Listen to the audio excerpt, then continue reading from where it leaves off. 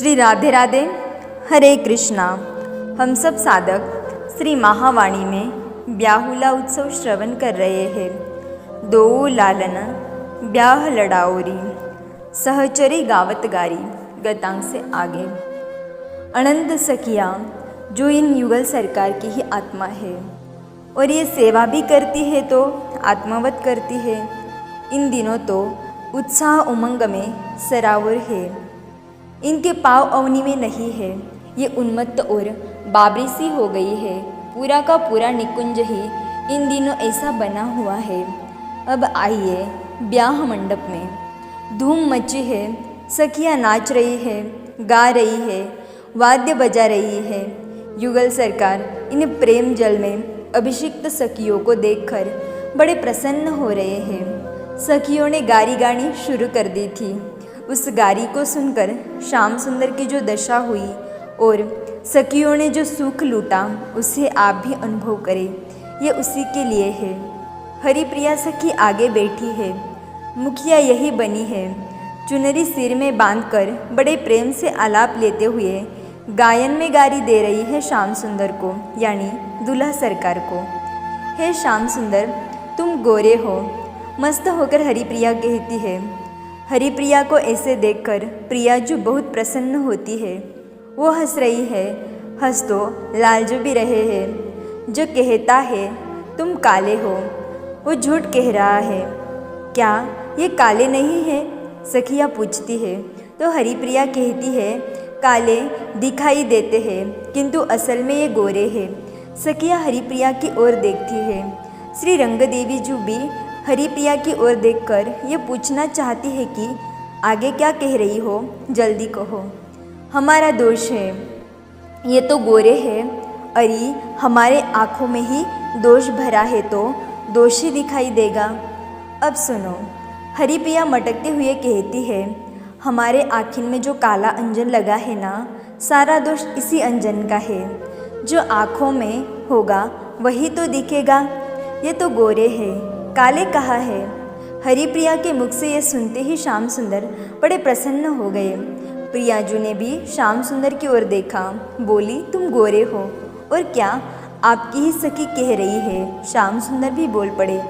हरिप्रिया मंद मुस्कुराई, फिर बोली हे मनमोहन, हम तो एक ही बात जानती है कि तुम्हें वही जान सकता है जिसका मन निर्मल हो। हरिप्रिया तुरंत बोली हम जानती है, अच्छे से जानती है तुम्हें। ज़्यादा चार पाँच न करना, नहीं तो तुम्हारी यही सारी पोलपट्टी खोल देंगी। हरिप्रिया के मुख से ये सुनते ही प्रियाजू हंसने लगी। सखी समाज हंस पड़ा। श्याम सुंदर अब गंभीर से हो गए। पर ये हरिप्रिया अभी रुकने वाली कहाँ है? कहो प्यारे, उस दिन की बात कह दूँ? नयन मटका कर वो कमल नयनी हरिप्रिया पूछती है। कहो आज कह दो। पूरा सखी समाज अति उत्साह से बोल उठा था। हरिप्रिया बोली रहने दो, इनका मुखमंडल देखो, मुख अरविंद का रंग ही उड़ गया है। डर रहे हैं लालजू की ये तो मेरी पोलपट्टी खोल देगी। इस बात पर खिलखिलाकर प्रिया जी हंसी। अष्ट सखियों का हंस हंस कर बुरा हाल है। अच्छा सुनो तो उस दिन की बात। लालजू हरिप्रिया श्याम सुंदर की ओर देखकर कहती है उस दिन क्या हुआ? वो प्रियाजू के पीछे पीछे हाथ जोड़कर डोल रहे थे और हाँ कहते भी जा रहे थे कुछ कुछ। ये बात सुनकर श्याम सुंदर इधर उधर देखने लगे। छोड़ो इन बातों को। हरिप्रिया हंसते हुए फिर बोली श्याम सुंदर, तुम्हें सब लोग अच्छा बोलते हैं ना, पर तुम अच्छे कहाँ हो? जो अच्छा कहते हैं वो तुम्हें जानते नहीं है, इसलिए ऐसा कहते हैं। मैंने क्या बुरा काम किया है? अब तो श्याम सुंदर से रहा नहीं गया और बोल पड़े। हरिप्रिया ने कहा इतनी सखियों के मध्य प्यारे, तुम्हें बोलना नहीं चाहिए था, अब बोल ही दिए हो तो लालजू। फिर सुनो। अरे सखियों बताओ, अपनी दुल्हन के कोई पाँव पड़ता है?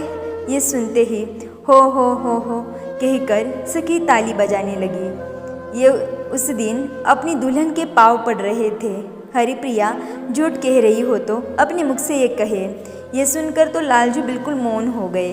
हम बोलना नहीं चाहती पर यही बुलवाने पर तुले हो तो किया क्या जा सकता है? अब पूरा निकुंज हंस हंस कर पागल हो उठा था। हे हरिप्रिया सखीजू, ये तो बताओ कि ये उस दिन अपनी दुल्हन के पाँव क्यों पड़ रहे थे। एक सखी ने ये भी पूछ लिया। हरिप्रिया हंसते हुए बोली, इनके जैसा लंपट दुनिया में दूसरा नहीं देखा। प्रियाजू के अधरामृत का पान करने के लिए ये उनके पाँव पड़ रहे थे। पाँव ही नहीं, गिड़गिड़ा भी रहे थे। इनकी ये स्थिति है और इतरा और रहे हैं। इसलिए हम कह रही है, ज़्यादा तनो मत, हम ही हैं जो तुम्हें अच्छे से जानती है। हरिप्रिया ये कहकर फिर प्रियाजू की ओर देखती है। प्रिया जी भीतर ही भीतर हंस रही है और लालजू ने तो अब अपनी दृष्टि नीचे ही कर ली थी।